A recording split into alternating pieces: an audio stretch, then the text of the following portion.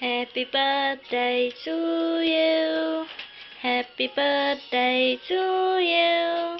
Happy birthday, happy birthday. Happy birthday to you.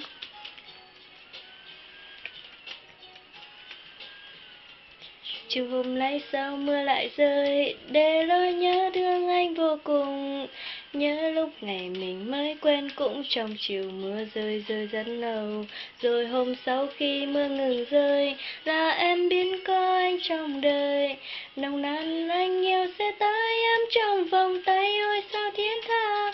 Người yêu hỡi, có lúc mình hờn trách nhau khi xa vắng nhau. Người yêu hỡi, có lúc trời làm cơn mưa rơi rơi rất lâu.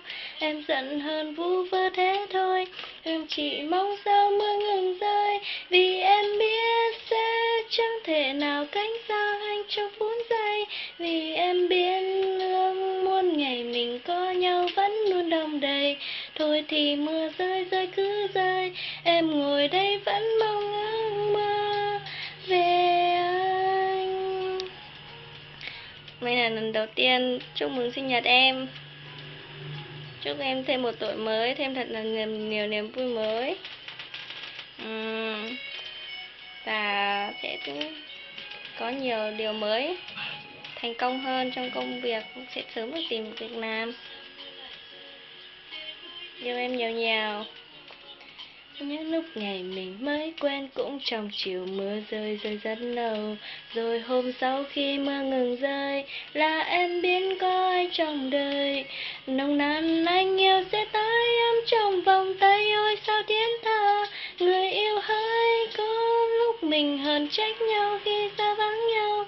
Người yêu hỡi, có lúc trời làm cơn mưa rơi rơi rất lâu.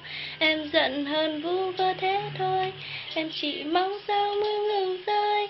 Vì em biết sẽ chẳng thể nào cánh xa anh trong phút giây.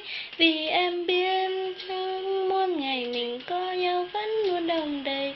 Thôi thì mưa rơi rơi cứ rơi, em ngồi đây vẫn ôm giấc mơ về anh. Người yêu hỡi, có lúc mình hờn trách nhau khi xa vắng nhau. Người yêu hỡi, có lúc người làm cơn mưa rơi rơi rất lâu. Em giận hơn vu vơ thế thôi, em chỉ mong sao mưa ngừng rơi. Vì em biết sẽ chẳng thể nào cánh xa anh trong phút giây. Vì em biết ước muôn ngày mình có nhau vẫn luôn đong đầy. Thôi thì mưa rơi rơi cứ rơi, em ngồi đây vẫn ôm giấc mơ về anh. Happy birthday. Chị thương em nhiều nhiều, yêu em nhiều nữa. Sinh nhật vui vẻ nhá.